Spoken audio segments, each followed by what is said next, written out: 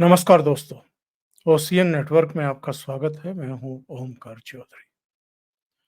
हरियाणा में भारतीय जनता पार्टी की जबरदस्त जीत और कांग्रेस की करारी शिकस्त के बाद से जहां भारतीय जनता पार्टी के नेतृत्व और कार्यकर्ताओं का, नेताओं का मनोबल फिर से बढ़ा है, वहीं कांग्रेस के तमाम नेता, और केवल कांग्रेस के नेता नहीं, इंडी खेमे के सारे राजनीतिक दलों और उनके नेताओं की सिट्टी पिट्टी गुम है।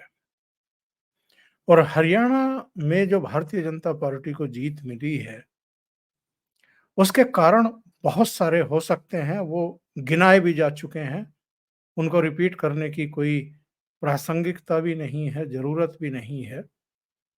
लेकिन एक बड़ा जो बीज सूत्र है योगी आदित्यनाथ का, ये कहना कि बटेंगे तो कटेंगे, उसने एक बड़ा अंतर कर दिया है। और अब चूंकि झारखंड और महाराष्ट्र में चुनावी प्रक्रिया शुरू हो चुकी है, झारखंड में 2 चरणों में मतदान होना है, 13 नवंबर और 20 नवंबर को। महाराष्ट्र में एक ही चरण में मतदान होगा, 20 नवंबर को। इसलिए योगी आदित्यनाथ और प्रधानमंत्री नरेंद्र मोदी दोनों ने ही अपनी पूरी ताकत अभी झारखंड के ऊपर लगा दी है।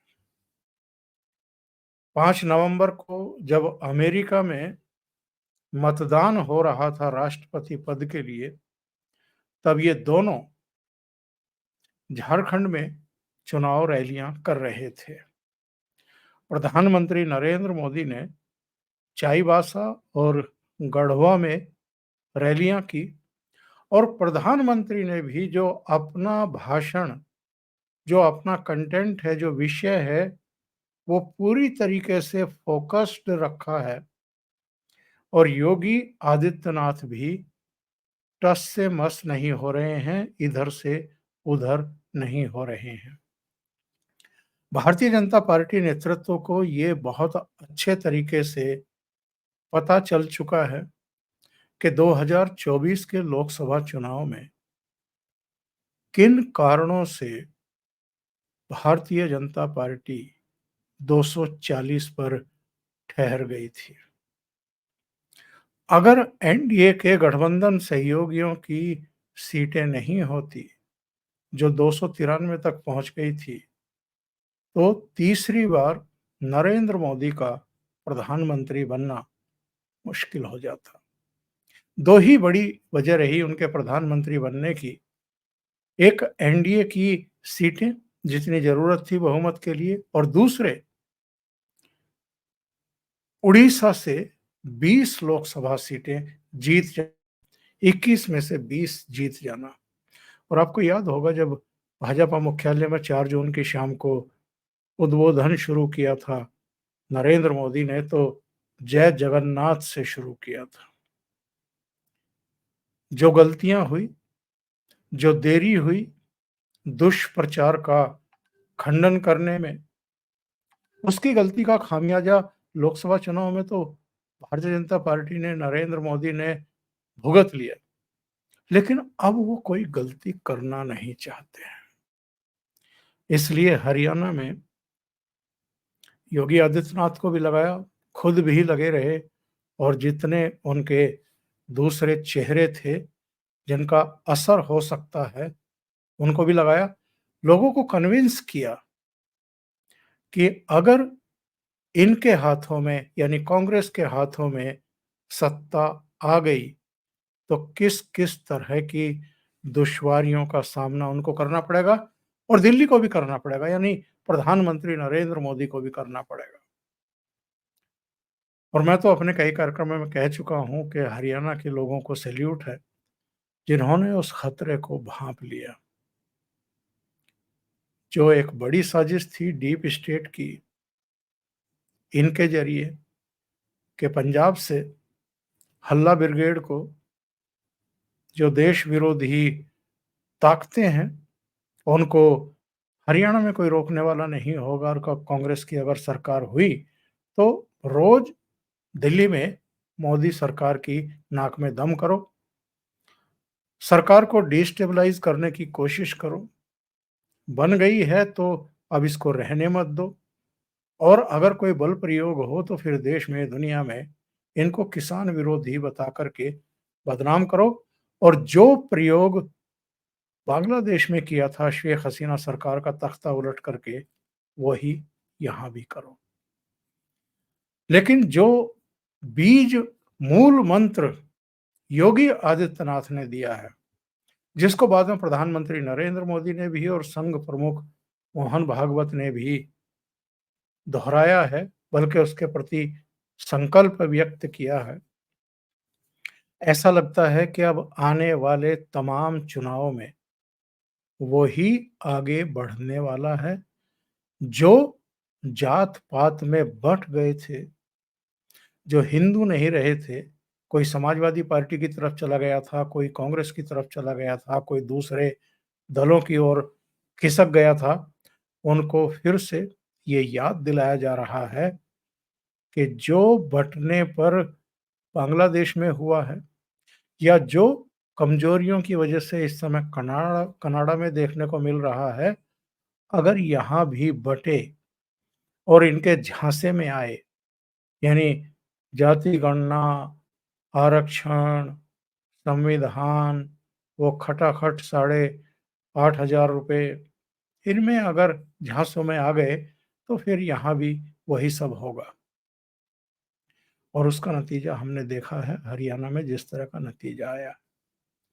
योगी आदित्यनाथ का जो कंटेंट था, भाषा, जो विषय था उनके भाषण का, वो मैं आपको बताता हूं, और किस तरीके से वो फोकस्ड है पूरी तरीके से हिंदुओं को जागृत करने के लिए, सचेत करने के लिए, उनके भाषण से पता चलता है। उन्होंने जिस तरह की टिप्पणियां की हैं और जिस तरह का विषय चुना है। 17 के पहले सरकारें नहीं निकालने देती थी, और जैसे हम लोग आए, हमने कहा भी कावड़ यात्रा तो हम निकालने देंगे। लोगों ने कहा दंगा हो जाएगा, हमने कहा एक बार आर पार हो ही जाए, देखा जाएगा।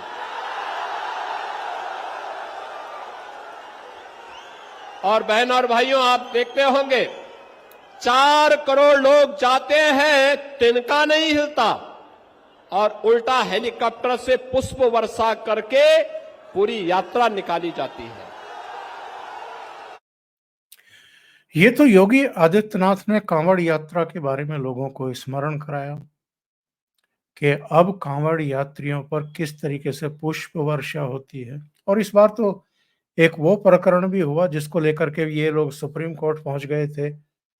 योगी आदित्यनाथ सरकार ने कांवड़ यात्रा के रास्ते के जितने भी शहर हैं, जितनी भी सड़कें हैं, जितने भी ढाबे, रेस्टोरेंट हैं, उन सब पर अपनी पहचान उजागर करने के बोर्ड लगाने के आदेश दे दिए थे, ताकि जो शिव भक्त हिंदू कांवड़ लेकर के आ रहे हैं, वो अपशिष्ट भोजन करने के लिए अभिशप्त ना होने पाए।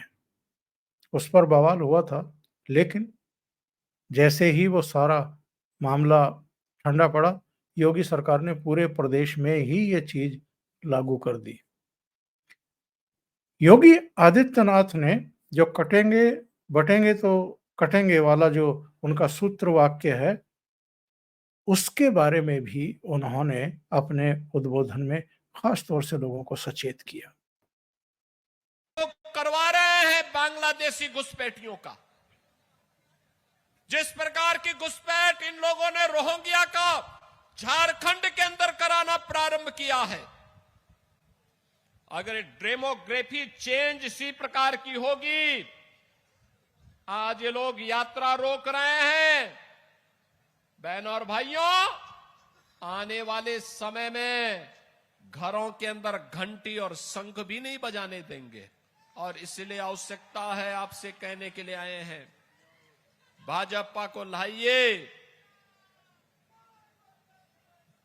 एक रहिए और नेक रहिए।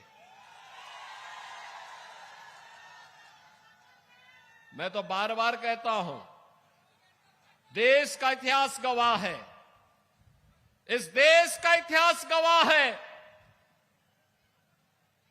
जब भी जाति के नाम पर, क्षेत्र के नाम पर, भाषा के नाम पर बंटे हैं तो निर्ममता से कटे भी हैं। हम बार बार इस बात को कहते हैं, जाति के नाम पर मत बंटिए। ये बांटने वाले लोग देश के साथ धोखा दे रहे हैं।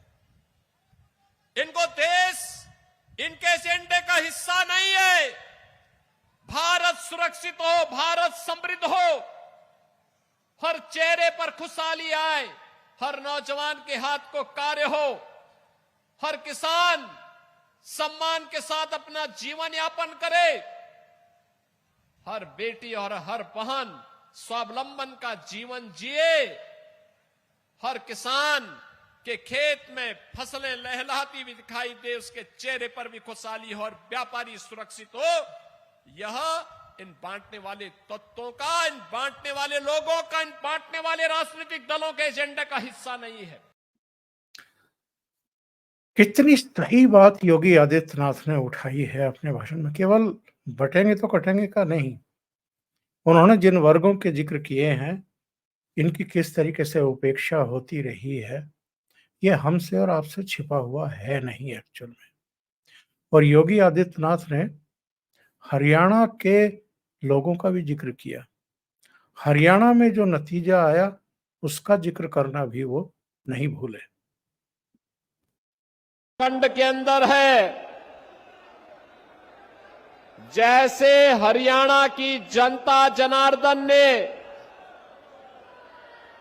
तय किया कि हमें डबल इंजन की सरकार लानी है, ऐसे ही झारखंड का उत्साह बताता है कि झारखंड में भी डबल इंजन की एनडीए की सरकार प्रधानमंत्री मोदी जी के नेतृत्व में अवश्य आएगी।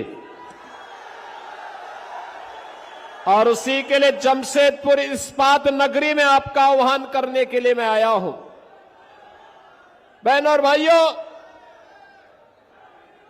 मैं अभी कुछ देर पहले हजारीबाग में था। वहां पर मुझे लोगों ने बताया कि जब से ये झारखंड मुक्ति मोर्चा और इंडी गठबंधन की सरकार झारखंड के अंदर आई है, तब से इसने यहां पर घुसपैठ प्रारंभ करवा दिया है। यहां की डेमोग्राफी को चेंज करना प्रारंभ कर दिया है। और यही नहीं, चाहे वह दुर्गा पूजा हो या रामनवमी के जुलूस, उन पे पथराव होते हैं। शासन भी हमारे जुलूस और हमारी शोभा यात्रा को निकालने से रोकती है और उपद्रवियों को प्रश्रय देती है। तो मैंने उन लोगों से कहा, ये पत्थरबाज हो या उपद्रवी, इन सब का उपचार केवल एक है, और वह है भाजपा को लाइए और सुरक्षित यात्रा को आगे बढ़ाइए। योगी आदित्यनाथ के भाषण के बीच में आप लोग महसूस कर रहे होंगे कि किस तरह से लोग रेस्पॉन्ड कर रहे हैं।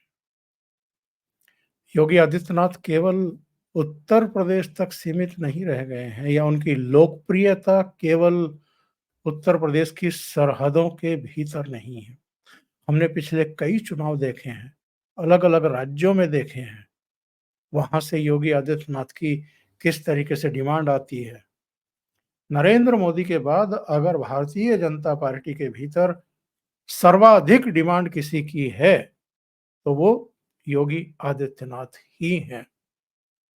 और आप देख लीजिए झारखंड में भी किस तरीके से योगी की एक-एक बात पर लोग तेज आवाज़ों में उनकी सराहना कर रहे हैं और ये बता रहे हैं कि उनका जादू लोगों के सिर पर किस तरीके से चढ़ कर के बोल रहा है। और मैं तो कई बार कहता हूँ अपने प्रोग्राम में कि योगी आदित्यनाथ भारतीय जनता पार्टी का आगे का एजेंडा तय कर रहे हैं। योगी आदित्यनाथ के अलावा 2 जगहों पर प्रधानमंत्री नरेंद्र मोदी भी मंगलवार को झारखंड पर सभाओं को संबोधित करने के लिए पहुंचे थे। उनके भाषण का एक छोटा-सा अंश मैं आपको सुनवाता हूं। इसी से आपको पता लग जाएगा कि एक्चुअल में बीजेपी नेतृत्व ने किन चीज़ों पर फोकस कर दिया है। खास तौर से झारखंड घुसपैठ की समस्या से ग्रस्त है। प्रधानमंत्री ने विशेषकर रोटी की बात की है, बेटी की बात की है, माटी की बात की है और इसके अलावा उन्होंने ये भी कहा है कि पानी सिर से ऊपर जा रहा है। जेएमएम, कांग्रेस, आरजेडी ने तुष्टीकरण की नीति को चरम पर पहुंचा दिया है। ये तीनों दल सामाजिक तानाबाना तोड़ने पर आमाद है। ये तीनों दल घुसपैठिया समर्थक है। बांग्लादेशी घुसपैठियों के वोट पाने के लिए ये इन घुसपैठियों को पूरे झारखंड में बसा रहे हैं। जब स्कूलों में सरस्वती वंदना तक पर रोक लगने लगे तो पता चलता है कि खतरा कितना बड़ा है। जब तीज त्योहारों में पत्थरबाजी होने लगे, माता दुर्गा को भी रोक दिया जाए। जब कर्फ्यू लगने लगे तो पता चलता है कि स्थिति कितनी खतरनाक है। जब बेटियों के साथ शादी के नाम पर छल कपट होने लगे तो पता चलता है कि पानी सिर के ऊपर से गुजरने लगा है। जब घुसपैठ का मामला कोर्ट में जाए और प्रशासन इससे इनकार करे तो पता चलता है कि सरकारी तंत्र में ही घुसपैठ हो चुकी है।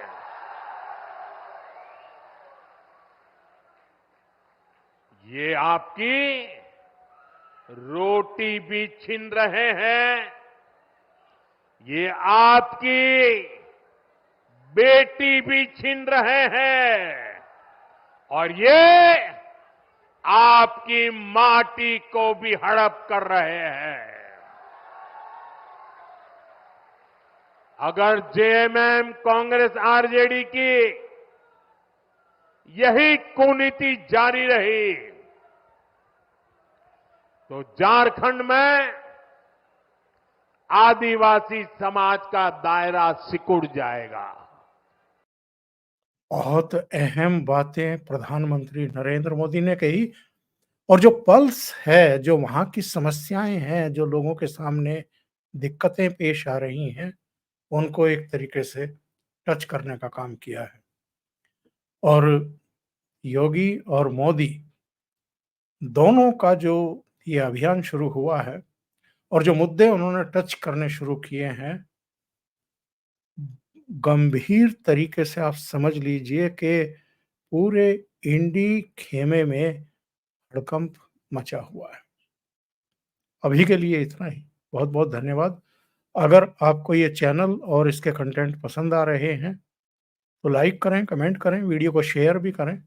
अभी तक अगर आपने ये चैनल सब्सक्राइब नहीं किया है, तो सब्सक्राइब कर लें। साथ में लगे बेल आइकॉन को दबा दें ताकि आगे आने वाले वीडियो और उनके नोटिफिकेशन आप तक पहुंचते रहें। बहुत बहुत धन्यवाद। नमस्कार।